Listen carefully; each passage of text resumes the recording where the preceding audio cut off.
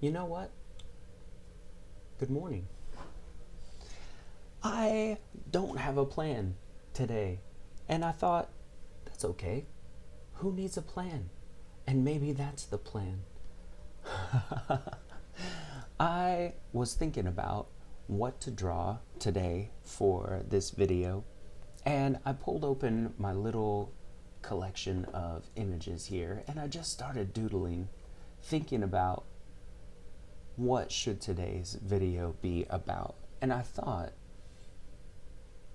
there's a lot of things, a lot of directions, many split paths that we could go down. But when I think about the types of art videos that I enjoy watching or listening to, most of the time it's just the artist talking or chatting, working through their process, or maybe they're just talking about what's been going on in their life, and you're watching this cool thing unfold on the screen at the same time. Or maybe you're just playing it in the background, and I'm just filling the void of whatever is going on in your apartment or home or on your commute to work or whatever. I've done it. Actually, I grew up in a large family, and there was noise everywhere, all the time, people talking. When I started living on my own, it was weird, and I didn't like the silence. Um, YouTube wasn't really a thing at that point. I'm that old. But what I did was I would turn on the TV or I would turn on a movie. I would just put a movie in and have it playing in the background while I went about my day, because the silence was just too much for me. Um, I was never a really big, personable person. Uh, I liked being around people, but I had brothers and sisters. My sister, who was way more social than I was. I was more quiet. But when I started living on my own, I realized that this is not healthy, and I need people. I need to communicate and network with people and build those relationships. So, for whatever reason, thank you for being here. I appreciate you taking time out of your day and watching or listening or both to these videos. This is all just an experiment for me. I've tried YouTube before, and for different reasons, it just kind of fizzles out. We'll see how far this goes, and I hope that it's beneficial to all of you. Um, I'm just gonna draw for a bit. I've got this collection of photos, and it's a waste if I don't make use of this. So there are some things that uh, I'm not extremely comfortable with drawing. Like, I haven't built up that muscle memory enough that when I go to draw certain things, it's still like it takes a lot of work for me. Um, and I've thought about, as I was thinking through this video and what I wanted to accomplish with this particular video, um, the process of taking like a photo reference like this and abstracting it, because that's what you're doing when you're drawing. Unless you are one of those hyper photorealistic artists, which if you are, dude, congratulations. That's such an insane skill, and I admire it a lot. That's not me. I am a very cartoon style illustrator. I abstract what I see. So I take a photograph of something real, something tangible, and instead of drawing a head, I draw a circle. This is not what a head looks like, but it represents a head. You know what I mean? Um, there's this photo of this young lady dressed as, it looks like maybe a witch. I'm not quite sure. And she's holding a crow. And faces are extremely difficult, and let me zoom in a little bit on this. This expression is pretty difficult too, at least for me. It's not something that I don't draw a lot, so it's going to take work for me to break this down in a way. So let's start with this, and I may draw one or two, a couple of these poses. We'll see how long we go, but I'm just going to start by, let's block in some of these shapes, and I'll draw this one a little bit bigger.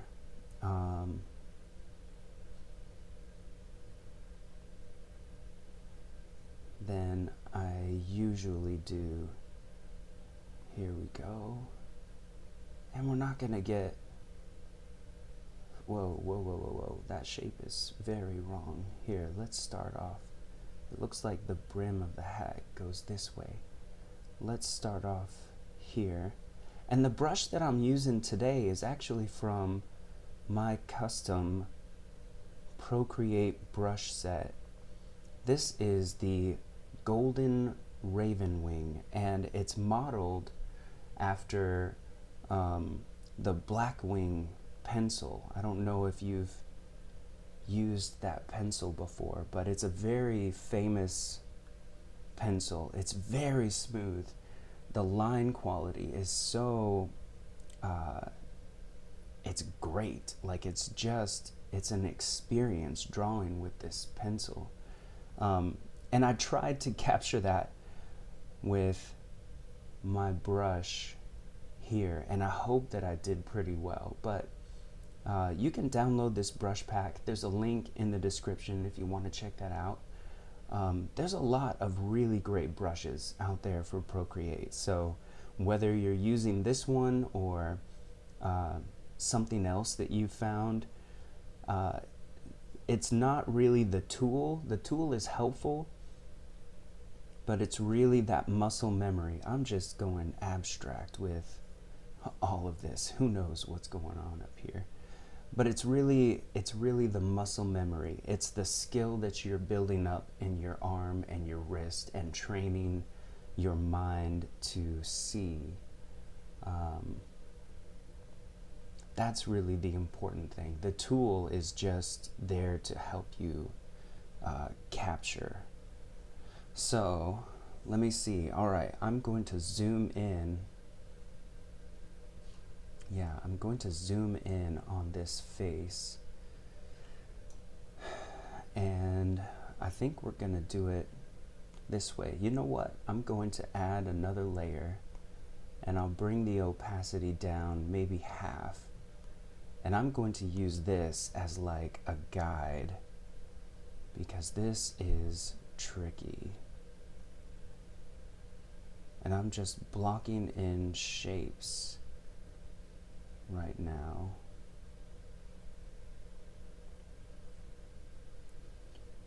And the eyes kind of go across here, and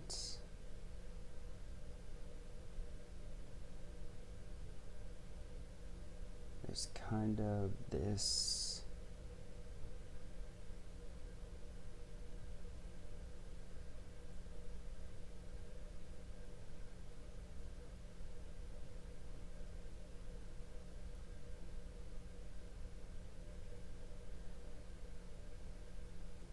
and it takes so much concentration. I didn't really realize.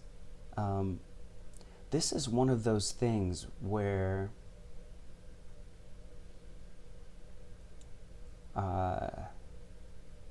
faces are one of those things that when you try to draw, it's very easy to let your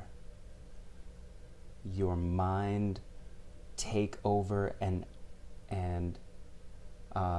draw, like, okay, for example, up here in the corner, if I'm going to draw this face and I just don't really even think about it,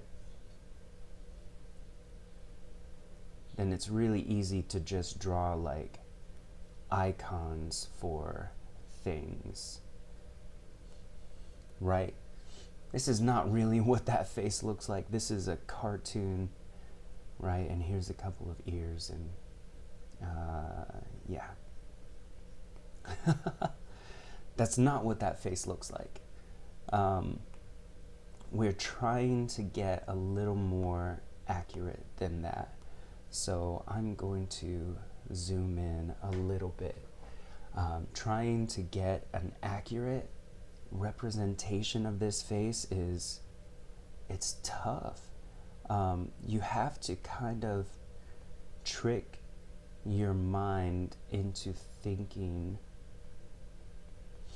that you're not looking at a face, just concentrating on the shapes, the lines, and the negative spaces, like the way that the head curves,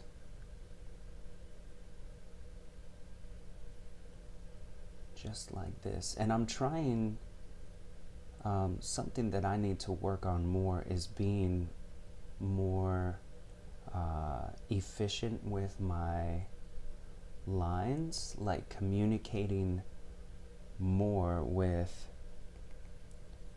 less. Like, why use,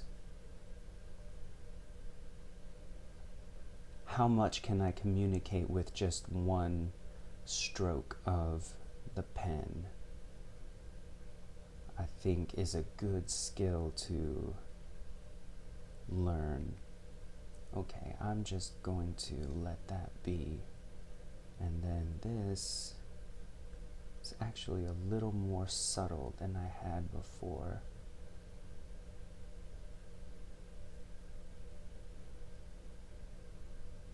And you'll notice, like with smiles or with the mouth, you know, it's easy for our mind to abstract this into, there's a smile. It's just like a shallow U shape. But if you look at the photo and if you look at the way that I drew, this is not, it's not even symmetrical, right? It's not really a U shape, like kind of, but there's much more to it than that. And learning how to see things for how they really are instead of what our mind simplifies it into, I think is a real trick. And it's something that I need to get better at. All right, that's a little bit, I think that's better.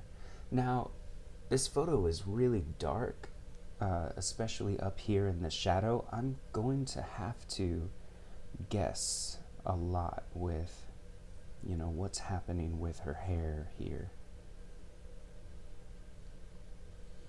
And it's kind of curling behind. And I'll take some liberties there. All right, and now we'll block out a little bit more of this, and we'll call it done. We don't have to draw this whole thing. I don't know what's going on with this ribbon. It's kind of, it's difficult to tell at this angle.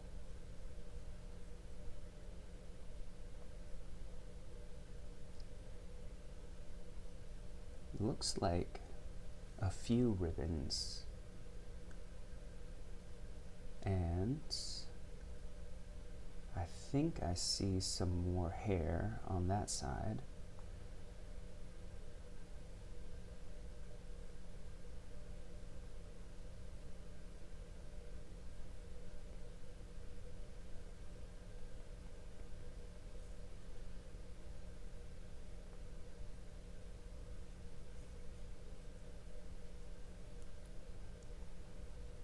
think people are so creative with their costumes, and that is an art form in itself. Alright, and we will abstract this crow a little bit. And you know what? We're not going to get into her hands. We will just avoid that. Nah. Let's see what we can do here.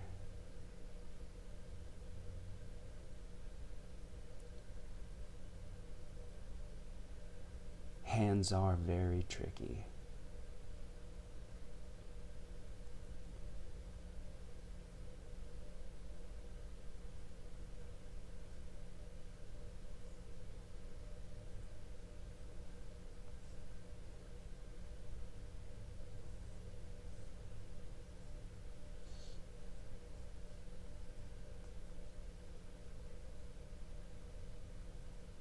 All right. Do the hard thing.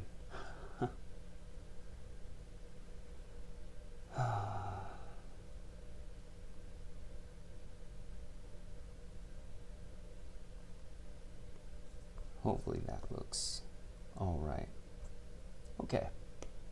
Yeah. Not bad. And now I think I have, where is it? I think I have a nice, yeah, let's try this watercolor. Ooh, too big. And we will go, she has kind of an orange.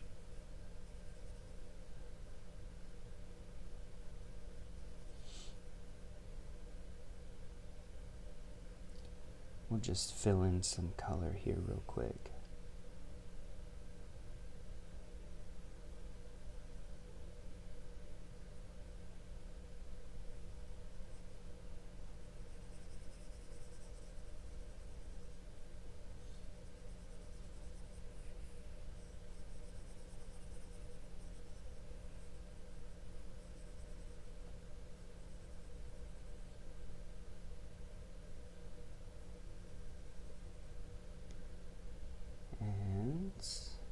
Maybe a purple blue.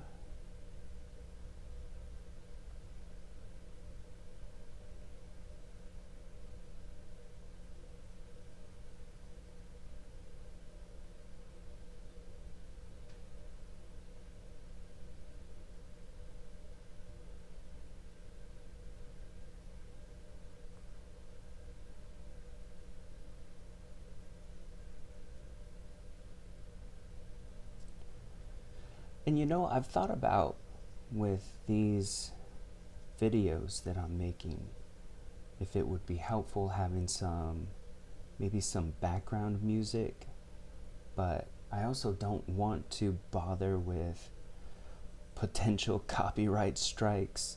I want to keep this as simple as possible and cut down on production times. And I remember the early days of YouTube, when creators, they weren't even called creators back then. They were just people turning on their cameras and talking. Here's a funny story. Early in the days of Minecraft, way back in the early days of YouTube and Minecraft, I was in a coffee shop. Actually, it was a bookstore in Portland, Oregon.